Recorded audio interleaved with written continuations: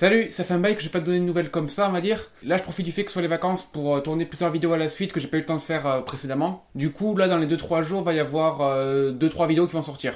Voilà, c'était pour vous prévenir. Aujourd'hui, il sera question de Logan, réalisé par Andrew Gold, si je ne m'abuse, avec, bien évidemment, Hugh Jackman, qui a dit il y a déjà un moment que ce serait son dernier film X-Men, parce qu'il voulait se détacher, on va dire, un peu de ce rôle récurrent qui lui colle à la peau. Ce que je peux tout à fait comprendre, on va dire, ça va être chiant d'être qualifié de Wolverine tout le temps et qu'on ne se souvienne pas des autres boulots qu'il a fait. Notamment Van Helsing, si vous commencez à me connaître un peu, vous savez très bien que Van Helsing, j'adore ce film, bordel. En plus, il y a Hugh Jackman, et il y a Kate Beckinsale en plus. Que demander de plus? Bref, cela étant, ici, Logan, ça se passe en 2029, je crois, enfin dans un futur proche. Tous les mutants sont morts, alors c'est un peu vague, mais bon, il y a quelques indices par-ci par-là. Et il ne reste donc que Logan et Charles Xavier. Seulement voilà, voir Wolverine conduire une limousine pendant tout le film, c'est pas drôle. Du coup, il y a un méchant commando qui arrive parce qu'il traque une espèce de jeune fille, on sait pas trop qui c'est. Et Logan va donc être plus ou moins contraint de la prendre sous son aile pour la protéger. Et du coup, s'ensuit moult péripéties, évidemment. Et donc, dans l'ensemble, c'était quand même pas mal du tout, franchement.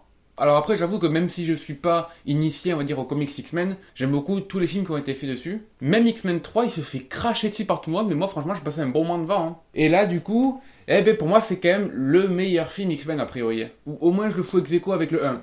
Parce que même s'il n'a pas la profondeur et la double lecture qu'offraient les versions de Bryan Singer, donc du coup, les premiers X-Men, qui du coup avaient un aspect vachement sociologique derrière, mais celui-là, il reste vachement profond, il est beau, et puis les relations entre les personnages, elles sont genre juste parfaites, quoi. Puis les acteurs sont bons, la gamine a beau être muette, mais franchement, elle va quand même être vachement expressive. Et Hugh Jackman, putain, Hugh Jackman, il arrive à être aussi bon dans les moments où il pète un câble que dans les moments où il est juste détruit et en train de pleurer. Non, je vous dis, franchement, ce film, niveau jeu d'acteur, il a pas un pet de travers. Puis même niveau réalisation, il y a des plans qui sont vraiment beaux et vraiment recherchés. D'autant plus que le cadre joue pas mal, parce qu'on est beaucoup dans des plans dans le désert, et un peu à la Mad Max finalement, parce que c'est beaucoup de voitures. Et enfin beaucoup. Une bonne partie. Et puis même, niveau scénario, il y a de super bonnes idées. Par exemple, il y a l'idée que, sans spoiler, il y a l'idée que l'histoire se termine dans une forêt canadienne. Ce qui, du coup, je pense, rend hommage à X-Men Origins, où du coup, Wolverine est né, entre guillemets, au Canada. Après, c'est peut-être moi qui interprète mal, mais je pense que c'est un écho, et du coup, si c'est le cas, c'est bien pensé. Et puis même, niveau scénario, il y a pas mal de rebondissements qui sont un peu cool, et même si, dans l'ensemble, ça reste quand même assez prévisible, et du coup, il y a plusieurs éléments que t'es en mode, ouais, bon, ça c'est ici, mais ça va servir à ça, quoi. Mais bon, on en reste au fait que le fait qu'un film soit prévisible, c'est pas très grave non plus en soi. Ça lève un peu de surprise au tout, mais bon, en soi, si le film est quand même bien, le film est bien, tout court. Même s'il est pas surprenant. Il y a que la bande son qui m'a pas marqué outre mesure, à part le fait que le générique soit une musique de Johnny Cash, que j'aime beaucoup. D'ailleurs, en parlant de générique, il n'y a pas de scène après la fin, ne faites pas comme moi, ne restez pas, ça sert à rien. Est-ce que j'ai beaucoup de choses à dire sur ce film? Je ne sais pas. J'ai pas envie de trop spoiler non plus, parce que bon, j'ai pas non plus envie de gâcher le plaisir à ceux qui l'ont pas vu.